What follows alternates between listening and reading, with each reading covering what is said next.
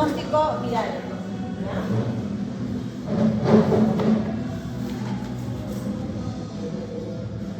Entonces, para el diagnóstico viral, ¿verdad? Ya hemos desarrollado algunos métodos la clase pasada, las clases pasadas en práctica, ¿verdad?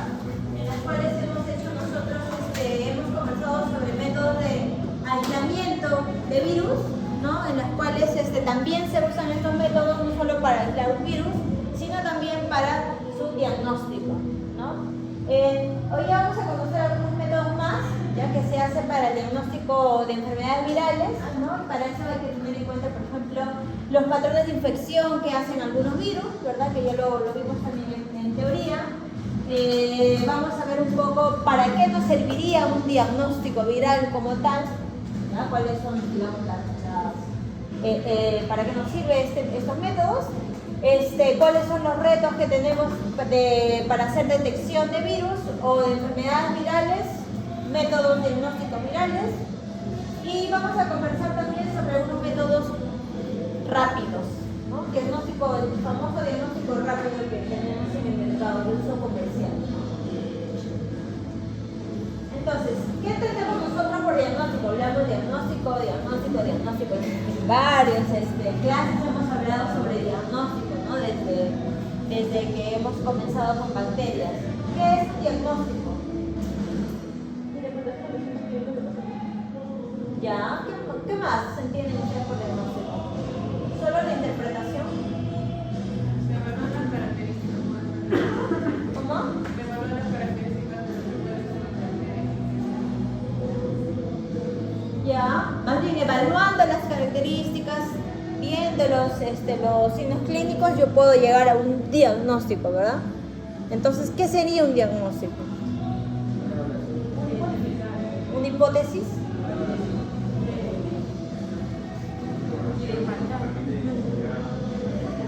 Es como que la determinación del posible causante de ese signo clínico, ¿no? De esa enfermedad que yo estoy encontrando, ¿no? Cuando yo determino cuál es el causante, ya ese viene a ser mi diagnóstico, ¿no? Entonces el diagnóstico viene a ser los procedimientos por los cuales uno identifica el posible agente causal, ¿no? ¿Ya? El posible causante de alguna enfermedad o una deficiencia en cuanto a salud. Y bueno, se usa para determinar el carácter de la enfermedad. Se pueden hacer mediante signos clínicos, ¿verdad? Mediante signos clínicos yo podría determinar qué método de diagnóstico voy a usar, ¿no? O qué toma de muestra voy a tomar, ¿verdad? Entonces, por ejemplo, cuando hablamos de diagnóstico es muy importante la observación de los signos clínicos, ¿no? ¿Cómo hacemos un diagnóstico de un agente infeccioso? ¿Qué método de diagnóstico conocemos para aislar agente infeccioso? Por ejemplo, en nuestro curso hemos hecho ya algunos métodos. ¿Qué métodos hemos hecho? Los cultivos, ¿verdad? Los aislamientos bacterianos en cultivos. Las tinciones directas, ¿no? La muestra directamente al colorante. Pruebas bioquímicas también, ¿no? Hemos hecho ya algunos métodos de diagnóstico de agentes infecciosos. En el caso de virus, ¿qué métodos tenemos? No hemos hecho como tal, pero ya lo hemos visto, ¿no? Las inoculaciones en huevos, en animales, ¿verdad? O el cultivo celular, ¿no? También son algunos métodos.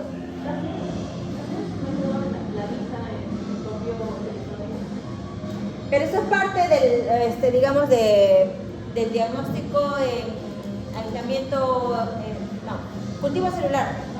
O sea, para yo ver en el cultivo celular lo que yo estoy obteniendo, tengo que usar esta herramienta. Es una herramienta más que un método. ¿En qué momento hacemos el diagnóstico? Eso también hay que tener en cuenta. ¿En qué momento creen que puede ser lo ideal hacer una toma de muestras para hacer mi diagnóstico?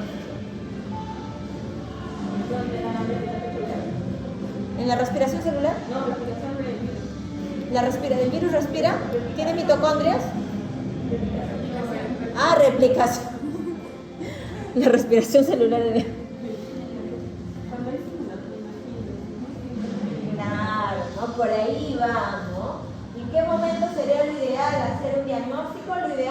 hacerlo precisamente en los momentos en los que yo tendría que tener la mayor tasa de replicación viral, ¿no? Y cuando veíamos, ¿se acuerdan los patrones? En teoría decíamos de que la alta producción de virus coincide precisamente en el momento en el cual teníamos los signos clínicos, ¿no? Entonces, en un patrón de infección vamos a tener que cuanto más virus tenga, hay más signos clínicos y eso es lo que me va, digamos, a alertar, ¿verdad?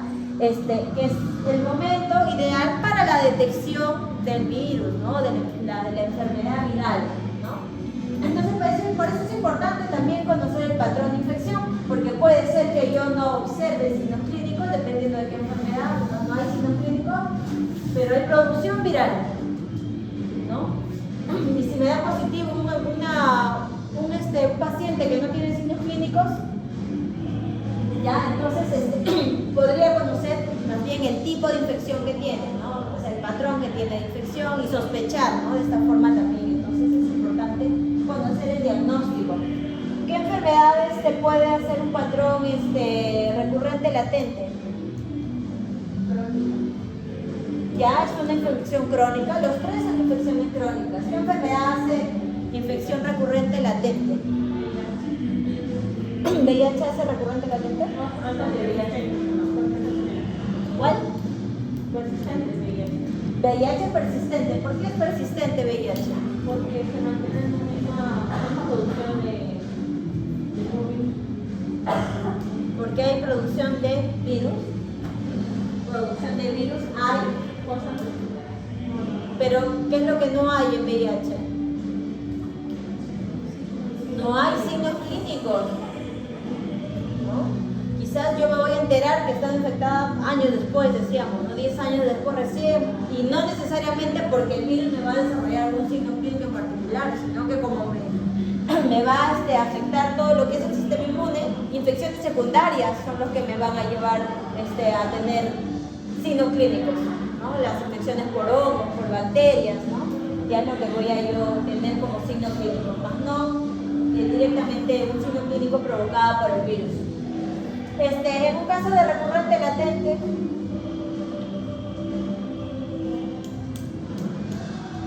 ¿qué es una infección latente? ¿Que igual que esta? ¿Una latente es una persistente? Se mantiene, pues, o sea, parece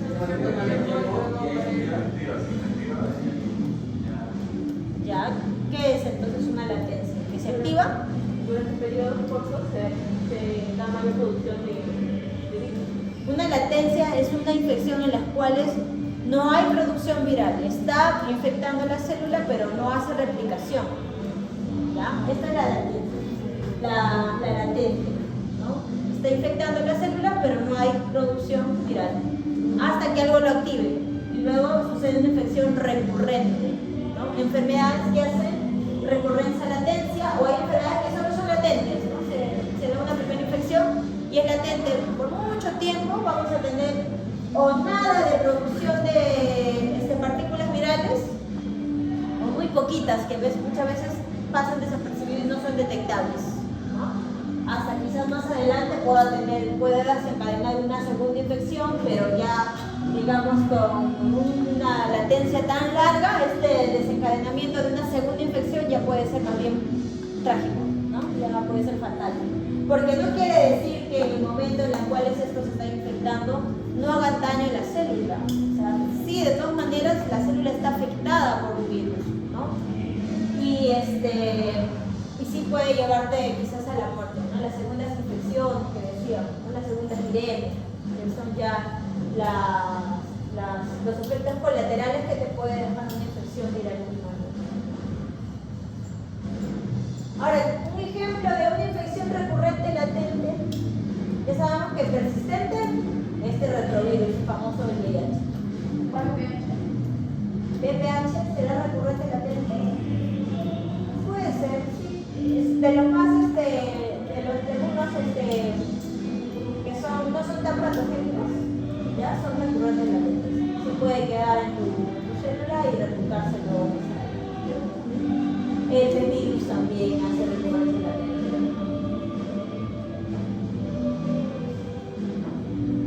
Ahora, Es importante también saber, digamos, cuáles son los anticuerpos que se detectan, ¿no? En una prueba, ¿verdad?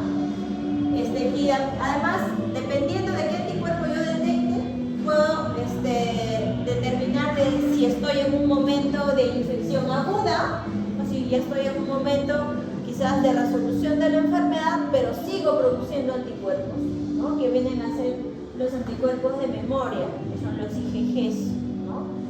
Y digamos los anticuerpos, las inmunoglobulinas M, los IgM, son los que solo se van a activar o sea, se van a producir en mayor cantidad cuando, digamos, está siendo agudo la enfermedad, hay signos clínicos, ¿no? Entonces, dependiendo de este patrón, también yo puedo determinar en qué etapa de la infección me encuentro, ¿no? Hasta me puede confundir quizás, ¿no? En un inicio, ¿se acuerdan cuando estábamos en época de COVID?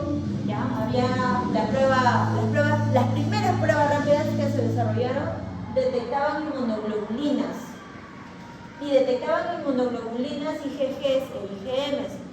En ambos casos ya la detección me daba positivo, ¿no? Pero a veces pasaba de que te enfermabas, había pasado una semana y te hacías la prueba y seguía saliendo positivo, ¿no? Pasaba, no sé, 2 semanas más y seguías dando positivo.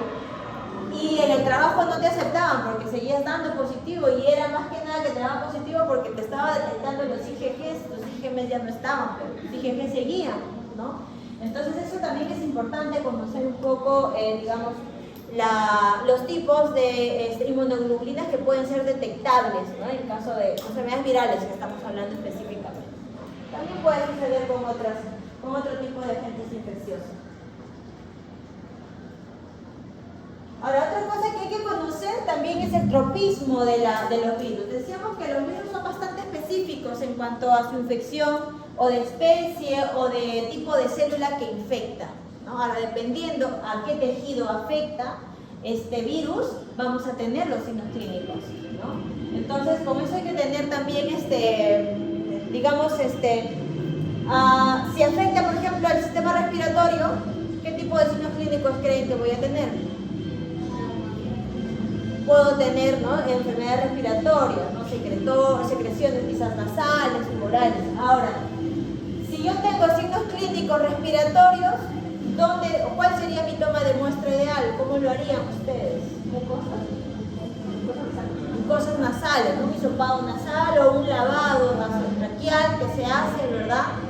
No le voy a tomar obviamente un hisopado rectal, ¿no? No me va a salir nada, ¿no? Entonces, eso también hay que considerar, ¿no? El tropismo de los virus, ¿no?, a ciertos órganos específicos y los signos clínicos que me van a desarrollar, ¿no? ¿Por qué tanta bulla? Ya. ¿Para qué nos serviría un diagnóstico, chicos? ¿Para qué sirve el diagnóstico? Para poder dar un tratamiento. Ya, para un tratamiento, ¿verdad? ¿Para qué más nos serviría un diagnóstico? ¿Cómo?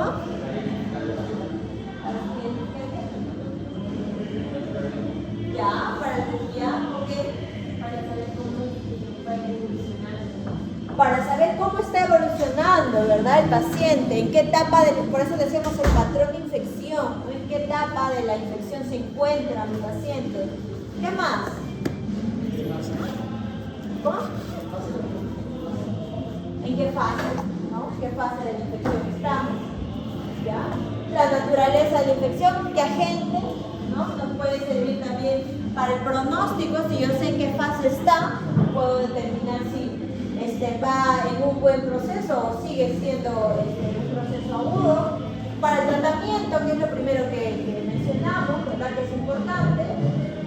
Y también es importante para los datos epidemiológicos, ¿verdad? Cuando se hacen los resultados de diagnósticos, ¿no?, esto se reporta y comenzamos a hacer una evaluación epidemiológica ya a nivel poblacional, ¿no? Para eso también nos sirve hacer un diagnóstico.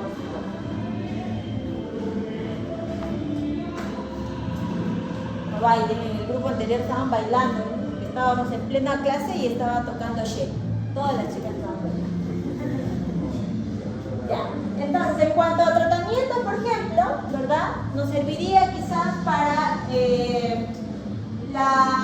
digamos, adecuado de los antibióticos. Ya sabemos que si estamos hablando de una enfermedad viral, un antibiótico pues no nos va a ayudar mucho, ¿no? Pero también podríamos quizás con el uso de un antibiótico de forma correcta prevenir las infecciones secundarias que pueden provocar ciertos virus, ¿no? Pero para eso tendremos que hacer pues toda una evaluación, ¿no? Quizás un aislamiento bacteriano que crecen rápido también. Si estoy viendo que está creciendo bacterias, pues les podría recién brindar un antibiótico, ¿no? Ya sabemos que con los antibióticos tenemos muchos problemas, ¿no? De resistencia antibacteriana con las bacterias. Entonces, el buen uso de los antibióticos nos va a permitir el diagnóstico correcto. Otro, también el uso apropiado de los analgésicos. Cuando en muchas enfermedades virales ya hay un desgano total, ¿no? Del cuerpo, comienza a dolerte el músculo, ¿no? Cuando te da la gripe, así es bastante incómodo, ¿verdad? En muchas enfermedades se pueden aplicar quizás analgésicos, ¿no? Como por ejemplo una aspirina, ¿no? Ya que te puede ayudar para algunos, pero para otras enfermedades virales puede ser peligroso. ¿Por qué? Porque, por ejemplo, en el caso de dengue, ¿ya? Hay un dengue hemorrágico. Imagínense si le doy aspirina a mi paciente para que le pase dolor muscular. Le puedo provocar un dengue hemorrágico y en vez de hacerle bien, le voy a complicar el cuadro, ¿no? Entonces, con el uso de los analgésicos también hay que tener cuidado cuando tenemos enfermedades virales, ¿no? Las terapias de soporte también, ¿no?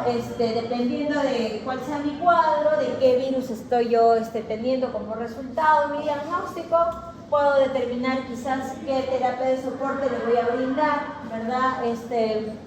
Quizás una fitoterapia, quizás un antihistamínico para evitar que el virus se siga propagando, ¿no? En ciertas enfermedades respiratorias se suelen dar estos antihistamínicos para que bajemos un poco la producción de estornudos y no se disemine más, ¿verdad?, de la gente, ¿no? Y también bajar los cuadros clínicos, ¿no? Es la idea de la terapia de soporte. Pero también va a ser importante para la prevención o las secuelas que decíamos que algunos virus dejan, ¿no? Como por ejemplo el virus de la polio, del VPH, ¿verdad? Con terapia de soporte quizás podríamos evitar las complicaciones que puedan dejar o las secuelas que puedan dejar ciertas enfermedades virales.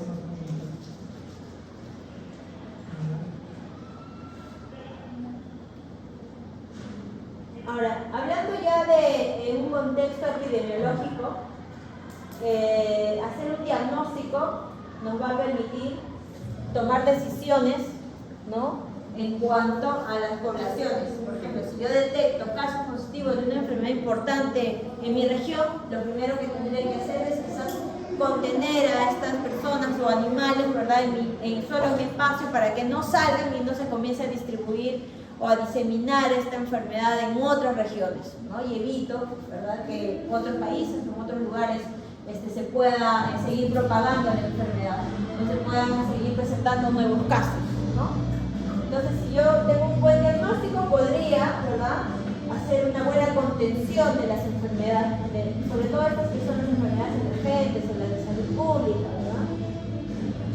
Y también con esto, están bailando, ¿eh? No estoy viendo.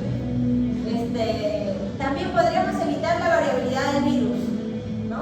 Si evito que se disemine lo menos posible, ¿verdad?, el virus va a tener menos posibilidades de mutar. Recordemos que los virus son altamente mutables, ¿no? Salen de un hospedero a otro, ya mutó, aunque sea un poquito, pero ya mutó, ya cambió su material genético. Entonces, cuanto más yo contenga el virus en una región, va a ser menos la posibilidad de que este virus mute, ¿no?, que este virus cambie. Entonces es importante por eso también tener un buen método diagnóstico, un diagnóstico asertivo.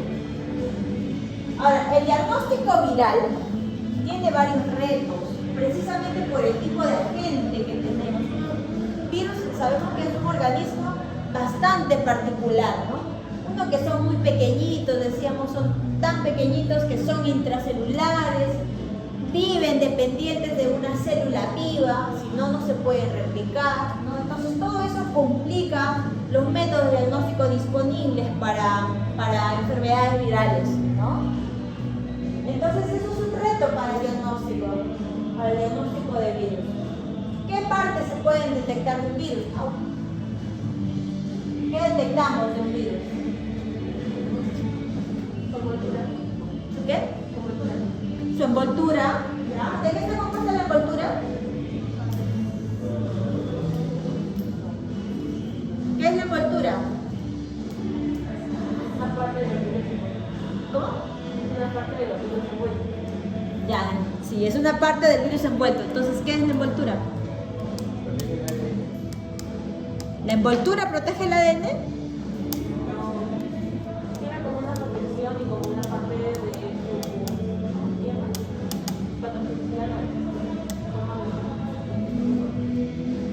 ¿Será posible entonces detectar una envoltura? ¿Qué es la envoltura? ¿De dónde toma la envoltura un virus envuelto? De sus células hospederas, ¿no? De la membrana de las células hospederas. Por lo tanto, es una membrana bilipídica, ¿ya? Que no es tan específico para un virus. Entonces, si yo detecto una membrana, quizás no me va a ayudar mucho, ¿no? ¿Cómo? El material genético sí puede ser más específico, ¿no? Y si de hecho tenemos métodos para PCR, ¿no? Para detectar material genético.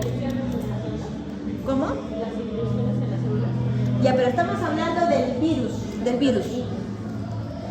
Las proteínas virales. ¿Dónde están ubicadas las proteínas virales?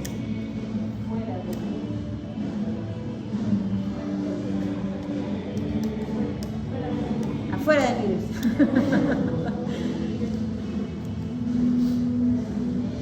A ver, vamos a ver. Voy a ver si está en el virus. Claro, pero ¿dónde están estas proteínas virales? ¿Dónde se encuentran? ¿Qué es esto? Su cápside. Recuerda que la cápside está formada por proteínas, por los famosos capsómeros, ¿no? Son proteínas, son partes de las proteínas y dentro de esto vamos a encontrar diferentes proteínas dependiendo de qué virus sea, ¿no? Dependiendo de qué virus sea vamos a encontrar diferentes proteínas. Proteínas spike, ciertos virus tienen esas proteínas, hay una que es la hemagglutinin, las neuroaminidasas, ¿no? Que también son partes proteicas de algunos virus, que son detectables, son porciones detectables, ¿no? Entonces, vamos a encontrar ciertos métodos que van a detectar o material genético como los PCR o las proteínas estructurales, ¿no? Son partes detectables de un virus, ¿ya? Y los métodos que se han desarrollado para detectar estas porciones son precisamente los métodos moleculares, PCR, más hay. ¿Qué otro método molecular conocen? ¿Cómo? ¿El qué? ELISA. ELISA no es molecular. Pregunta de examen de...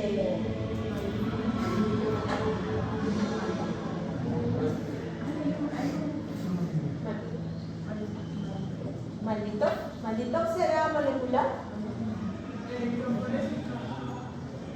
Una electroforesis, sí puede ser, porque detecta proteínas.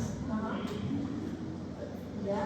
Bueno, ahí deben haber más métodos, ¿no? Que hay los expertos en biología molecular. Luego tenemos también métodos que nos van a permitir determinar una infección viral de forma indirecta, que son los métodos inmunológicos.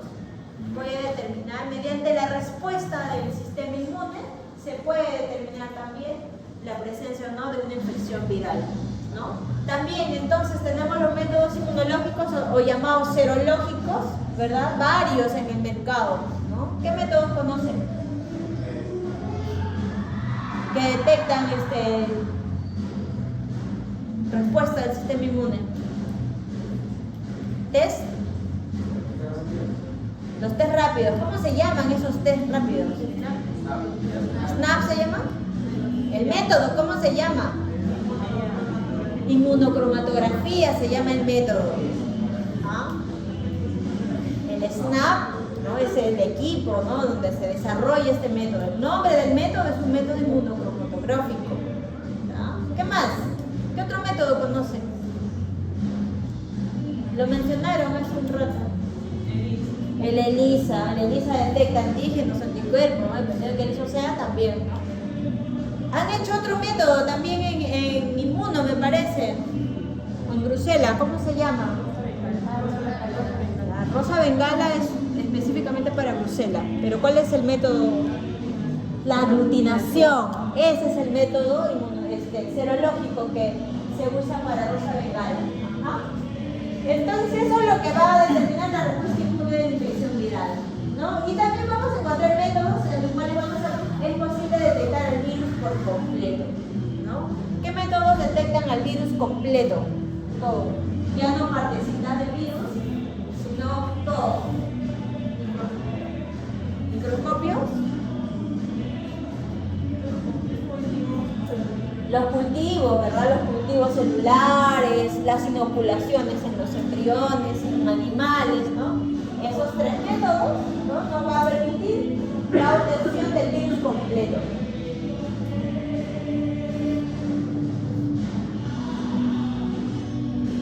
Ahora, estos métodos tienen también sus ventajas y sus desventajas, ¿no? Como cualquier método.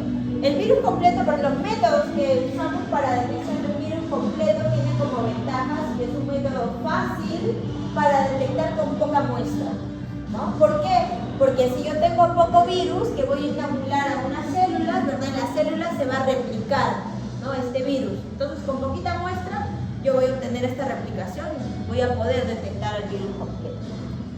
Ahora, si yo voy a ver que este virus tiene la capacidad no solo de replicarse, sino de seguir infectando otras células de alrededor, va a ser posible que este virus esté en su etapa o en su estadio infectivo, ¿no? Es posible entonces, como ventaja también, de la detección del virus activo, del virus infectivo como tal, ¿no? Porque hay que recordar que en ciertos procesos hay virus que no necesariamente son infectivos, ¿no?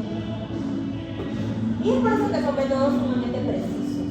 Pero en cuanto a las ventajas, ya hemos visto también muchas desventajas en cuanto a estos tres métodos que tenemos de aislamiento del virus completo. Toma tiempo en tener un resultado, ¿verdad? Hacer todo el cultivo, la preparación de mi material, inocular a mis animales, ver los signos clínicos, o los huevos, quizás, ¿no? Todo eso toma tiempo, ¿no?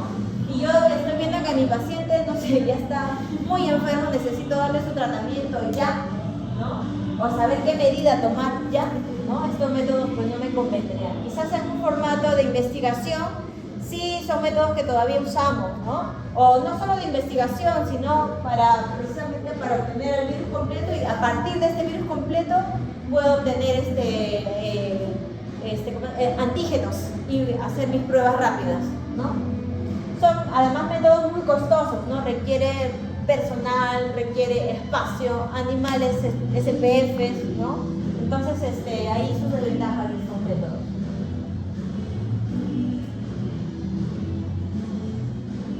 Los métodos que detectan parte de los virus, como los PCRs, tienen como ventajas que sí, ¿no? Estos métodos sí son rápidos, ¿no? Es verdad, ¿ya? Los PCRs tienen sus diferentes variedades.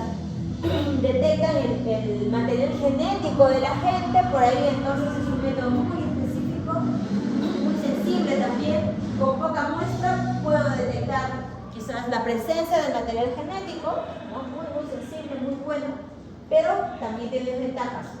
Al ser tan sensible, me puede también dar resultados falsos positivos porque puede detectar quizás materiales genéticos, quizás de un virus que ya no esté infectivo, ¿no? Que ya pasó su periodo de infectividad, pero lo siguió detectando y me va a dar falso positivo, ¿no? Y además que todavía en nuestro medio sigue siendo un método costoso. Estamos en concierto. Vamos. Ahorita vamos, no te preocupes.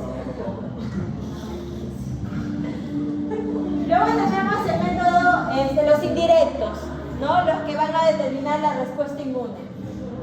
Estos métodos, al igual que el anterior, son métodos rápidos también. Además de ser rápidos, son métodos que están más al alcance económico, ¿no? Son métodos más accesibles al público, ¿ya? Por ahí también una gran ventaja. Este es un método que me va a ayudar también a determinar un poco la etapa o el momento de la infección, ¿no? Ya ya sabiendo qué anticuerpo yo puedo detectar, puedo saber más o menos en qué momento de la infección me encuentro, ¿no? Y además, por ejemplo, en un ámbito laboral, ¿no? Si yo trabajo quizás en un laboratorio, ¿no? Me va a disminuir en gran medida el contacto directo con un virus. Ese es un virus peligroso y hacerlo solo de forma indirecta, pues no me voy a contagiar, ¿no? Eso también es una de las ventajas de los métodos indirectos. Ahora, en cuanto a sus desventajas, también varias desventajas. Puedo, por ejemplo, dependiendo, ¿no? Si tomo mi muestra en etapas muy tempranas, ¿no? Me pueden dar falsos negativos y quizás ya después me puede desarrollar la enfermedad, ¿no? Y si tomo muy después, puedo detectar, decíamos, las respuestas de memoria y me puede dar falsos positivos quizás, ¿no? Como lo que veíamos en primera instancia, los primeros métodos que teníamos para el COVID, que todavía no estaban tan equilibrados, ¿no? Entonces ahí tenemos ventajas y desventajas. Ahora, yo voy a elegir un método dependiendo de lo que yo quiera también, ¿no? Si yo quiero un resultado rápido, puedo usar estos métodos rápidos porque tengo mi paciente enfermo, pero quizás si yo estoy haciendo investigación podría optar por otros métodos porque a lo mejor yo lo estoy buscando más que nada la proteína o el material genético, si estoy buscando mutabilidad de este virus, porque si este virus ya mutó y no lo sé, entonces tendría que buscar su material genético como tal, ¿no? Entonces, dependiendo de lo que yo quiero, yo puedo elegir el método, teniendo en cuenta, claro, las ventajas y desventajas de cada uno de ellos. Ahora, ¿cuáles son los métodos más usados para diagnóstico viral? Por ejemplo, aquellos métodos que son de propagación viral, de replicación viral, donde detectamos los virus completos. Estos métodos ya los conocemos, que son los de cultivos celulares, el uso de modelos animales o los huevos embrionados, ¿no? No solamente para replicación viral, sino también para, decíamos, para la obtención de antígenos, para la producción de vacunas, por ejemplo, ¿no? En cuanto a métodos moleculares, decíamos los PCR, las secuenciaciones, ¿no? Las hibridaciones son métodos moleculares. Y en cuanto a métodos inmunológicos, tenemos los ELISAs, los Western blots, las inmunocromatografías, las aglutinaciones, que son los que conocemos, lo que vamos conociendo son estos dos que hemos hecho, e inmunofluorescencias, ¿no?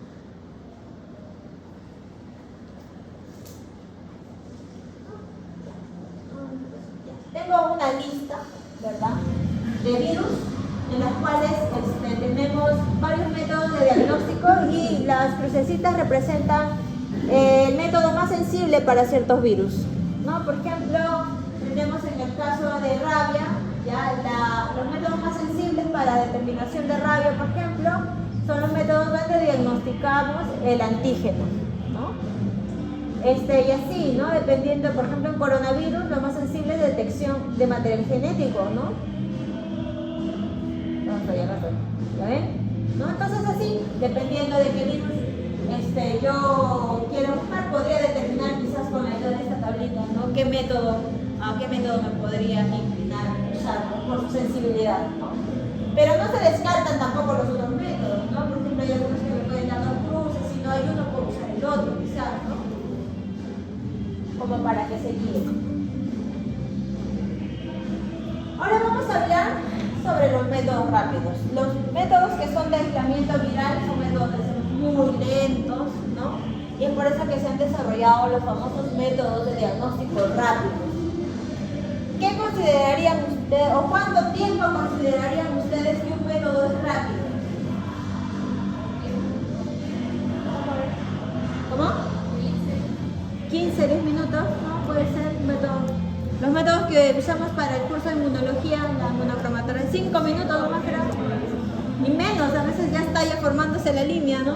Bien rápido, ¿no? Entonces, bueno, en cuanto a tiempo, por ejemplo, es todavía un poco variable la definición, pero se ha quedado como un consenso de que los métodos rápidos son considerados aquellos que en menos de 8 horas ya se puede determinar la respuesta, ¿no?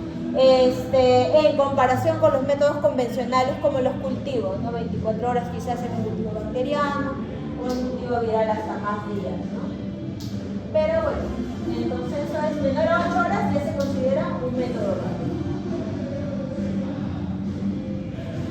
Ahora, métodos rápidos tenemos varios, ¿no? Desde los más caros, como PCR, registros moleculares, ¿no? De migraciones, o estas pruebas de la detección de respuesta inmune, ¿no? Las inmunocromatografías, aglutinaciones o ELISAs.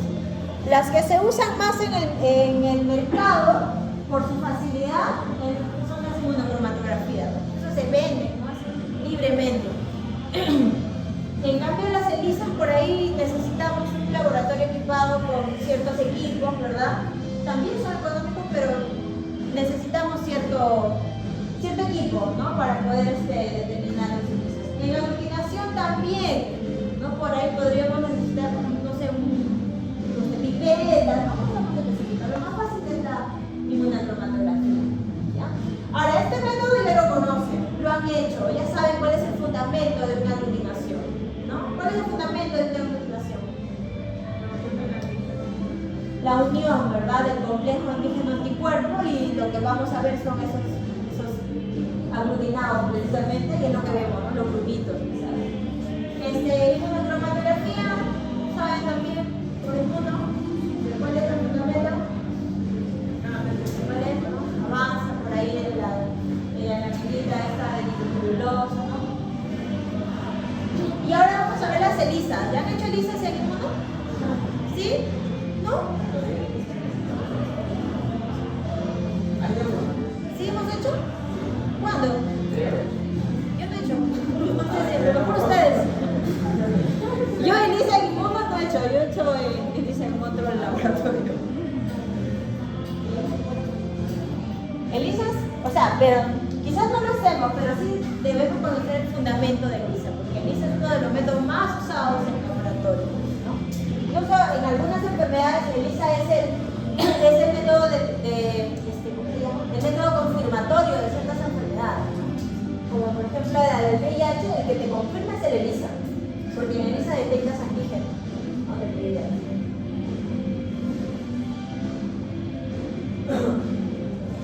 Ahora, vamos a conocer un poco las ELISAs, ¿ya? ELISA es también, bueno, ELISA viene a ser el acrónimo, ¿no? Del nombre largo que tiene el método, que es la inmunoensayo o ensayo por inmunoabsorción ligado a enzimas, ¿ya?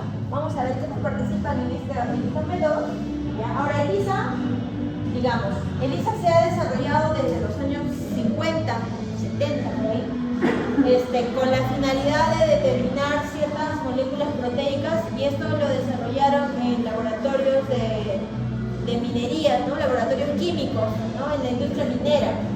Pero como se vio la facilidad de que este método determina proteínas, ¿no? Entonces se pudo también desarrollar para cierto tipo de proteínas que se tienen en las enfermedades, ¿no?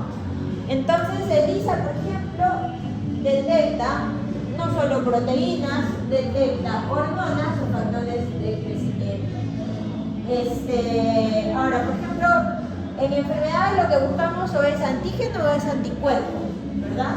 Que vienen a ser también proteínas, ¿verdad? Son moléculas proteicas, ¿no? Entonces aplica muy bien para el desarrollo de ELISA, ¿no? Ahora, para esta ELISA tenemos, se pueden detectar en diferentes soluciones, ¿no? Podemos tener diferentes muestras, podemos usar suero sanguíneo, podemos usar orinas, exudados, extractos de tejidos, ¿no? Entre otros, ¿no? Celulares, etc. Ahora, el ELISA original, el que se desarrolló por primera vez, es el ELISA directo. ¿Ya? A partir de este directo se desarrollaron las otras ELISAs, que son más modernas, ¿no? En el ELISA directo tenemos un antígeno, ¿ya? Que se tapiza, digamos, la plaquita de un antígeno. Usamos un anticuerpo marcado con un colorante, y este anticuerpo tiene la capacidad es una enzima, ya para empezar es una enzima que cuando yo le pongo su sustrato desarrolla color, ¿no? Y lo que yo voy a medir finalmente es la intensidad de la coloración, ¿ya? Es un método también colorimétrico. Y a partir de digamos, de este primer ELISA se desarrollaron las otras. Ya buscamos entonces ¿ya? Mi pocillo lo voy a tapizar con mi molécula problema y luego lo voy a enfrentar a un anticuerpo marcado, ¿no? Y es lo que decíamos, el anticuerpo marcado es lo que me va a desarrollar el color. Entonces, si mi antígeno tiene afinidad por ese anticuerpo, ¿verdad? Como el anticuerpo está marcado, me va a desarrollar el color, ¿no? Me va a dar positivo a mi resultado. Y ahora, para el desarrollo de esta técnica, se utilizan generalmente los anticuerpos monoclonales o también los policlonales, porque puedo detectar en diferentes posiciones de mi antígeno, ¿no? En diferentes epítopos, ¿ya? Entonces, vamos a conocer ahora los diferentes métodos de ELISA teniendo en cuenta cómo es que se desarrolla esta prueba.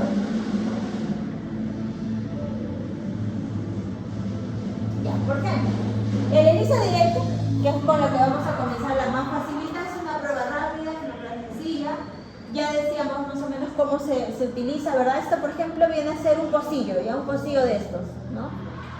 Cada uno de estos pocillos es para una muestra diferente, ¿ya? Esta es una placa de ELISA. Uno de estos pocillos es esto de acá, gigantesco, ¿ya? ¿Qué se hace en una prueba directa? Lo primero que yo hago es tapizo esta base, que es de polietileno, con el antígeno problema. ¿Ya? Lo tapizo, ¿ya? Luego voy a enfrentarlo con el anticuerpo, que es un anticuerpo que está marcado, ¿ya? Lo dejo un tiempo que circule, que reconozca, ¿verdad?, al antígeno, y después le voy a poner un sustrato que va a reaccionar con esta enzima y me va a desarrollar el color. Entonces, si este antígeno tiene la afinidad por este anticuerpo, me va a desarrollar más color, ¿verdad? Pero si este antígeno no tiene la afinidad, o sea, no es o este anticuerpo no tiene la afinidad por este antígeno, cuando yo le haga los lavados, se va a ir el anticuerpo marcado y voy a tener poco color. Cuando yo lo lleve al equipo donde se determina la intensidad de color, que se llama el espectrofotómetro, ¿verdad? Voy a ver que cuanto más color, más anticuerpos, ¿no? Más positiva mi prueba, más cantidad de anticuerpos. Cuanto menos color tenga mi espectrofotómetro, que quiere decir que hay menos anticuerpos y entonces menos positivo, ¿no? Más negativo, lo mismo, ¿no? ¿Se entiende? Este primer fundamento. Esta es una prueba directamente proporcional al color. Más color, más positivo, ¿ya?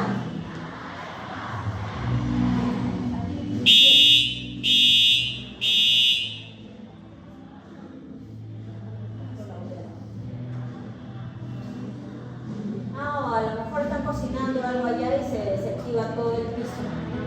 Que siempre nos hacen eso. Cocinan los de nutrición, fondo, y luego todo se activa, todo el piso se activa.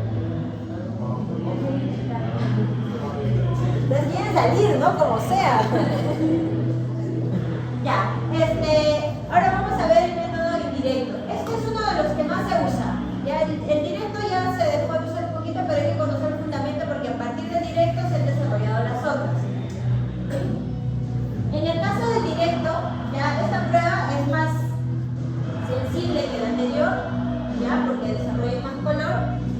Y en este caso usamos un anticuerpo más. Igual, primero tapizamos el pocillo con un antígeno, usamos un anticuerpo primario que es específico para el antígeno, ¿ya? Y luego usamos otro anticuerpo que es el anticuerpo marcado, ¿ya? Que es un anticuerpo que tiene afinidad por este primer anticuerpo. Le llaman el anticuerpo del anticuerpo, así se llama, porque tiene afinidad por el primer anticuerpo. Entonces, si este primer anticuerpo tiene afinidad por el antígeno, ¿verdad? Se va a formar más este complejo cuando yo le ponga el anticuerpo del anticuerpo, ¿no? Entonces, de forma indirecta, porque este anticuerpo marcado no va directamente al antígeno, ¿verdad? Entonces, de forma indirecta, ¿ya? Me va a desarrollar el color si es que tiene la afinidad, ¿no? Y si no, también se va a ir, ¿no? No va a desarrollar el color, ¿ya? Entonces, al igual que el anterior, cuanto más color haya, más positiva va a ser, ¿verdad? ¿Se entiende? ¿Sí? También, esta también es directamente proporcional al color, ¿no? O sea, el indirecto solamente se agrega uno más. En el indirecto participan dos anticuerpos. Un anticuerpo que tiene afinidad directamente por el antígeno y el segundo anticuerpo, que ya es el anticuerpo marcado, ya es un anticuerpo que detecta al anticuerpo, no al antígeno. Si este anticuerpo no tiene afinidad por este no se va a pegar a ningún lado, porque este ya no está. Entonces no va a desarrollar color. ¿Ah? Si en cambio, si este tuviera la afinidad, entonces sí va a haber la posibilidad de que se forme este complejo, porque sí tiene la afinidad por este anticuerpo. Por eso se llama el anticuerpo del anticuerpo. Ajá, detectan los anticuerpos primarios.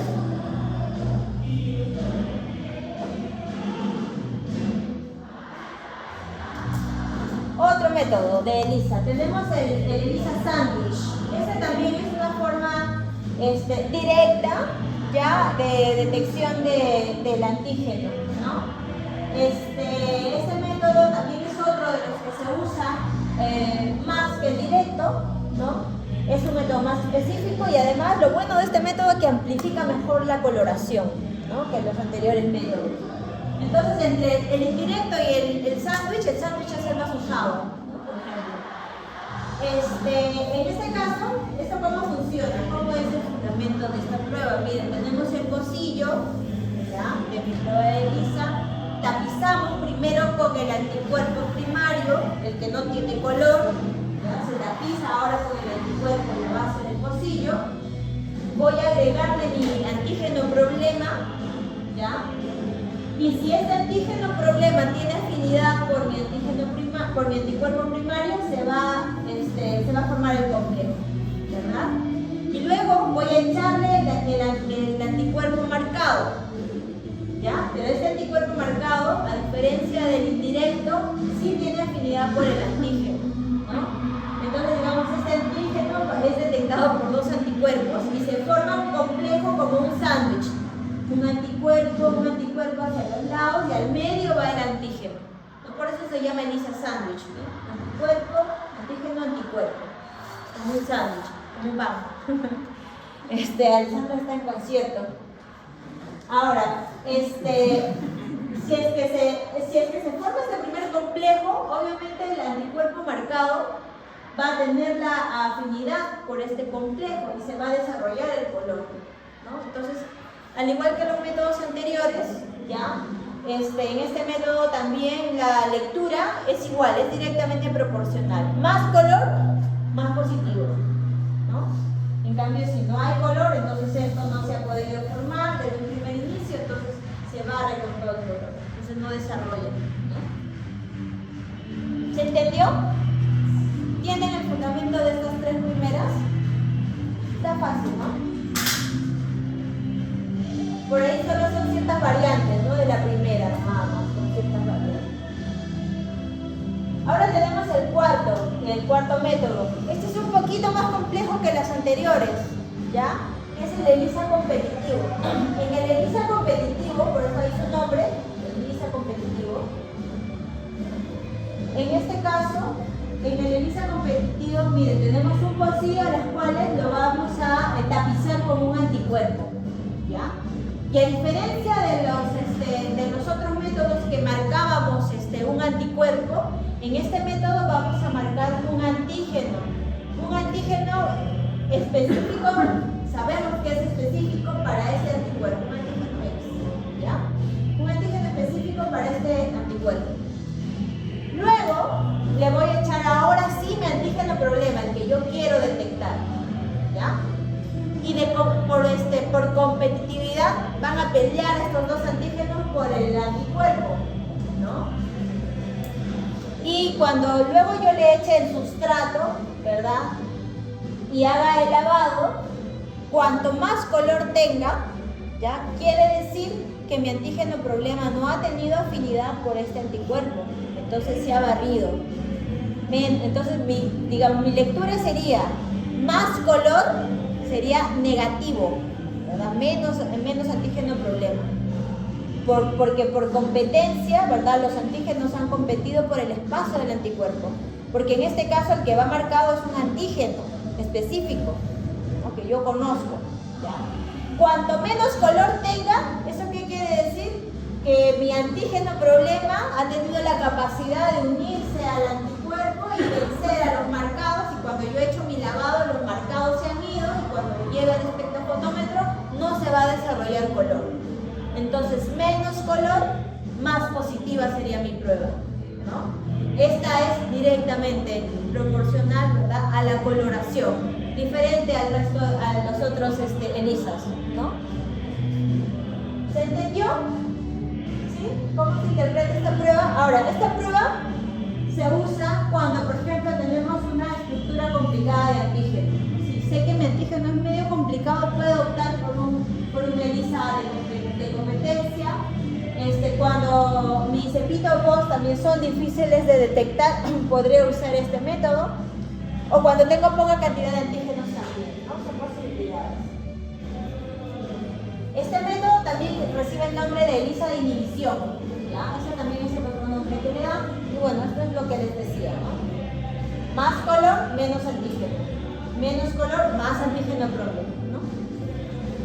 La interpretación de la prueba. ¿Preguntas sobre el ELISA? ¿No? ¿Quieren ir a la cierta? Ahorita vamos a terminar. Este método ya ustedes se lo saben, ¿verdad? La inmunocromatografía. Es más, ustedes tranquilamente me podrían explicar todos estos procesos que estamos viendo. ¿No? ¿Quién me explica? Dependiendo de Es el como con la tuya no te escucho. dependiendo si el antígeno es detectado por la prueba de se lo da una coloración y Ya.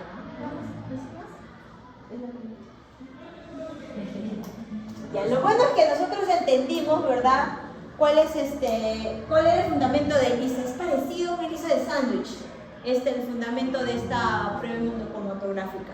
Ahora, pero para esta prueba inmunocromatográfica, por ejemplo, usamos primero una especie de membrana altamente porosa, de nitrocelulosa, ¿no?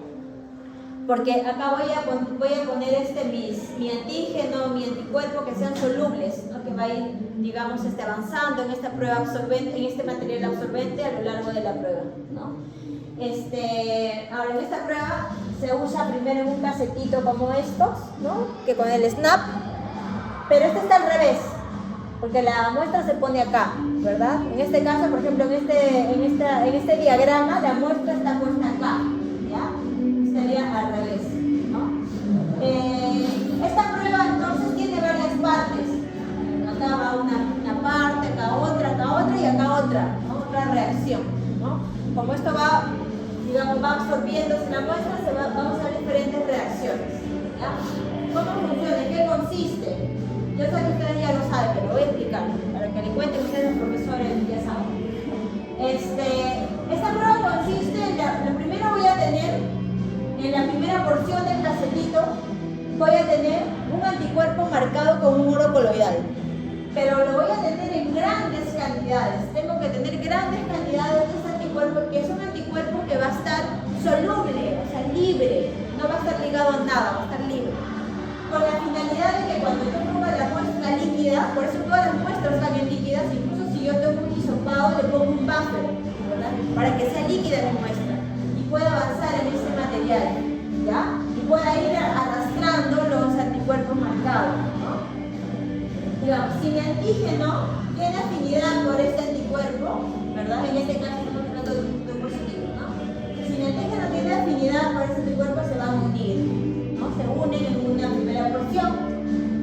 Esto va a seguir avanzando y va a haber una sección en la cual vamos a tener otro anticuerpo, que es un anticuerpo que no está marcado y que va a estar fijo en el casetito, en la zona de determinación de mi caso positivo, de la T, de serie, ¿no? Acá va a haber anticuerpos, ¿ya?, que también tienen la afinidad por el antígeno, pero no tienen el color y están fijos. Este no se va a barrer como los que están solubles, ¿no? Está fijado acá. Cuando se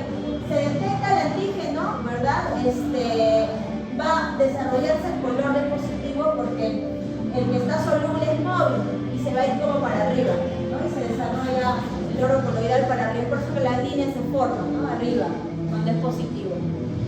Pero como decíamos que hay grandes cantidades de anticuerpo marcado, los que no se han llegado a unir al antígeno van a seguir avanzando, ¿ya?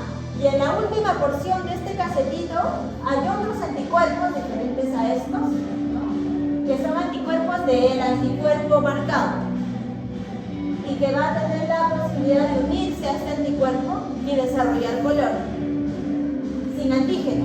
Entonces esta viene a ser mi línea de control, que siempre se va a desarrollar porque estos tienen afinidad. Entonces siempre va a desarrollar el color, ¿no? Por eso es el control, ¿no? Hay o no antígeno, se va a formar el color, ¿no? Entonces en un caso positivo voy a tener los dos colores arriba, los dos colores marcados, las dos líneas se van a desarrollar. Pero en un caso negativo, ¿verdad? Si no hay antígeno, cuando yo ponga la muestra, solamente va a haber un avance del anticuerpo marcado, avanzar. Acá no se va a unir nada porque este no tiene afinidad por este anticuerpo, ¿verdad? Va a seguir avanzando, pero sí va a seguir teniendo afinidad por este segundo anticuerpo y se va a desarrollar la línea de color, ¿no? Acá sin color, acá con color. Y la prueba sería negativa, si fuera el caso, ¿no? ¿Se entiende el fundamento? Ahora, ¿sí? ¿Cómo se desarrolla el color en la prueba? Inmunocromatografía. Ahora hay otras variantes en esta prueba, ¿ya? En estas variantes ya no se usa, por ejemplo, oro coloidal. Usamos como colorante o como marcador del anticuerpo, usamos un color fluorescente que me desarrolla fluorescencia. Y para determinar esta fluorescencia, la determinación de las líneas, de las bandas, se hace con luz UV, en un ambiente oscuro con luz UV. ¿Cuál es la ventaja de usar una molécula fluorescente? Es que esta prueba puede detectarse con menor cantidad de antígenos, es mucho más sensible que la primera, ¿no? Puedo ir viendo quizás ya no un color tan intenso como en una prueba normal, pero si ya voy viendo que hay cierto marcado de coloración, ya le puedo ir dando positivo, ¿no? Con poco antígeno. Entonces la interpretación de los resultados, que ya también ustedes saben, ¿verdad? Positivo cuando se forman las dos líneas, ¿no? Negativo cuando solo se forma la línea del control, ¿no? E inválido cuando no se forma la línea del control, ¿no? En ninguno de los casos. ¿Qué harían ustedes si es que se les invalida su prueba? ¿Por qué creen que pasa la invalidación de una prueba? ¿Cuáles serían los motivos? Debido a que, en diferencia de las otras dos, no tienen una mayor fluorescencia que se puede formar ningún tipo de antígeno. Tendría que siempre formarse el control para dar negativo. Pero una prueba inválida, que no se desarrolló el control, ¿cuáles pueden ser las posibles causas? ¿Cómo? Puede ser un error de fábrica o un error mío, ¿no? Quizá yo he hecho mal la prueba, no he permitido que llegue hasta el final, porque recuerden que el control está al final, ¿no? Y he hecho mi lectura acá, ¿no? Con poca muestra. Entonces hay varias formas de darle inválida a la prueba. Si me sale inválida, ¿qué hago? Vuelvo a hacer la prueba. Si me sigue saliendo inválido, reporto a la casa comercial y les digo, me está saliendo inválido, no me sale la línea del control. Y entonces a veces pasa que todo el lote viene malo, ¿no? Entonces ya te tendrían que dar una prueba nueva, ¿no? O algo, ¿no? Ya tú arreglas. Bueno, los procedimientos ustedes ya los conocen, es sacar la muestra. Si es una muestra de hisopado, se combina con un buffer para que la muestra sea líquida o directamente el suero sanguíneo si es que es una muestra líquida, ¿no? Puede ser orina también. Por ejemplo, las pruebas de embarazo, las pruebas rápidas de embarazo son también inmunocromatográficas, ¿no? Usamos orina, que es una muestra líquida. Y ahí se detectan hormonas, ¿no? Más no antígenos. ¿Preguntas, chicos? ¿Ninguna?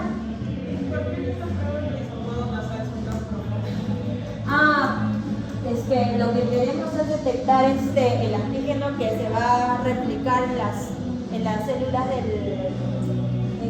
¿cómo se llaman estas?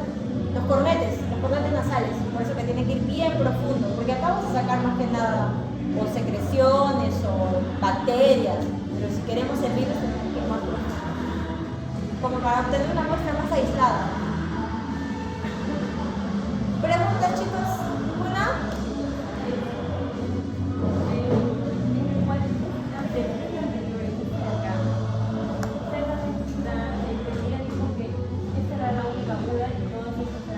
Sí. Ajá.